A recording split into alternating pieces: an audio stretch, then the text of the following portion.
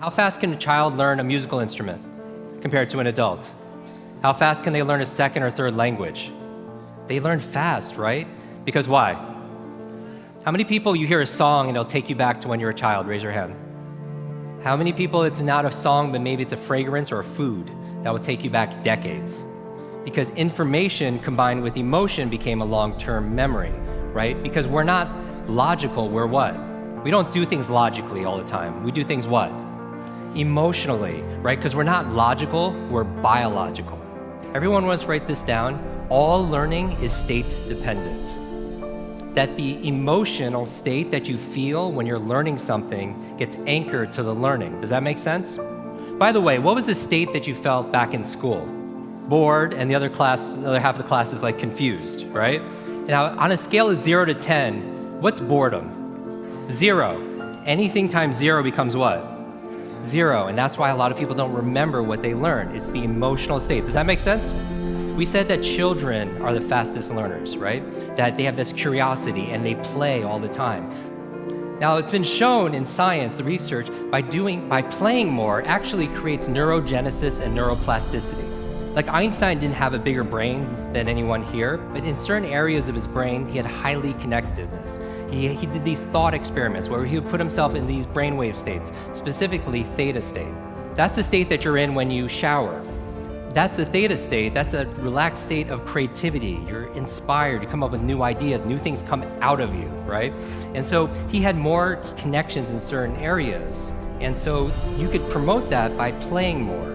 We live in an age where it's not your muscle power, it's more your mind power. The faster you can learn, certainly the faster you can earn, but not just financially, in all the areas of your life. I remember recently, I got to introduce two of my modern day superheroes. It was Stan Lee. And we're going to dinner. I remember asking Stan, I was like, I have to know, you've created all these incredible superheroes. Who's your favorite?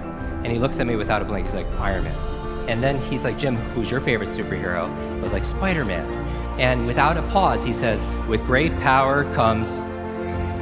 The opposite is also true. With great responsibility comes great power.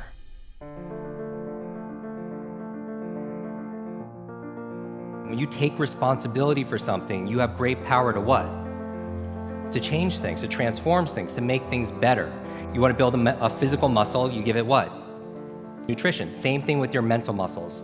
Information combined with emotion becomes a long-term memory, right? The state that you learn something in, the mood and the feelings that you learn something in gets attached to what you want to learn. I'm going to give you 6 keys to learn anything faster. You can write these down. I want you to remember, be fast.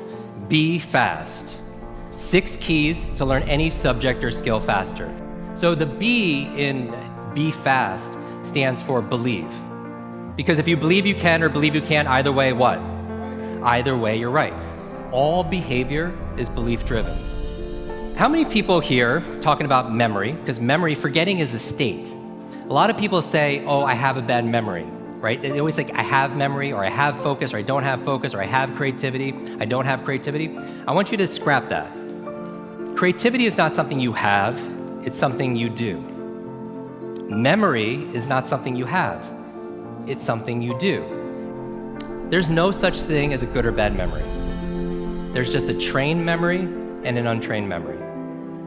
Your brain is like a supercomputer, and your self-talk is a program it will run. So if you tell yourself you're not good at remembering names, you will not remember the name of the next person you meet because you programmed your supercomputer not to. Your mind is always eavesdropping on your self-talk. And so the challenge here is this: too much information, too little time. The amount of information is doubling at dizzying speed, but how we learn it, how we remember it, has that changed at all? Your brain cycles through different brain waves. Beta is when you're most awake, delta is when you're asleep, theta is right above delta. That's the state of creativity we talked about. Like in between theta and beta, when you're most awake, is a state called alpha. Right? It's a state you go in when you meditate, state you go into when you do deep breathing, state you're also in when you watch television. Alpha state is a great state to learn in though. So how do you keep your brain active? So smart devices could be extremely convenient. I'll give you a third villain: digital dementia. This is the idea that we're outsourcing our brains to our smart devices. We're so reliant on our smartphones that our smartphones are making us stupid. It's convenient. I don't want to memorize 500 phone numbers, but we've lost the ability to memorize one. There is no learning without remembering. So B is believe. Believe you can, believe you can. Now the E, I'm gonna go through these really fast, is exercise. Exercise. And what I mean by this is I mean physical exercise. Because your brain, the primary function of your brain is to control your movement. As your body moves, your brain grooves. If you want to learn any subject or skill faster, the F is to forget. Forget.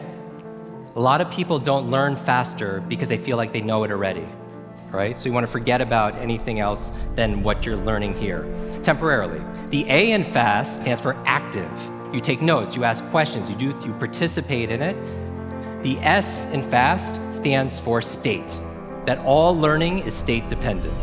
All learning is state dependent. I never want to learn in a bored state, right? Most people, like when they read, they're in a bored state. People wonder why they don't remember what they read. So control your state. Finally, the T in fast and B fast stands for teach. You learn with the intention of teaching it to somebody else. If you had to teach this to somebody when you got back home, your team, your family, your friends, would you learn it differently, right? So you learn with the intention of teaching to somebody else. Because when you teach something, you get to learn it twice.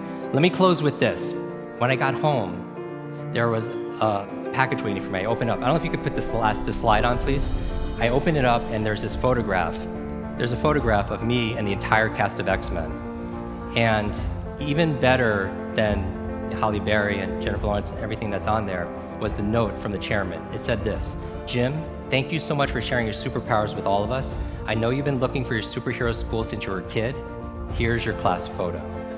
So my question for you is this: if you could go back to that child inside of you, that younger self, and right now tell them something that they need to hear, what would that be? And if you were to go in the future, 1 year, 2 years, 5 years, 10 years ahead in the future, I believe you have wisdom inside of you. I believe you have greatness inside of you. If you were to project 10 years ahead of time and look back on this day right now, what does your current self need to hear from your future self? I have a quote that I get quoted on more than anything else. It talks about an egg and stress, that your egg is like your life, that if an egg is broken by an outside force, life ends. But if it's broken by an inside force, life begins. And all great things begin on the inside. Thank you very much.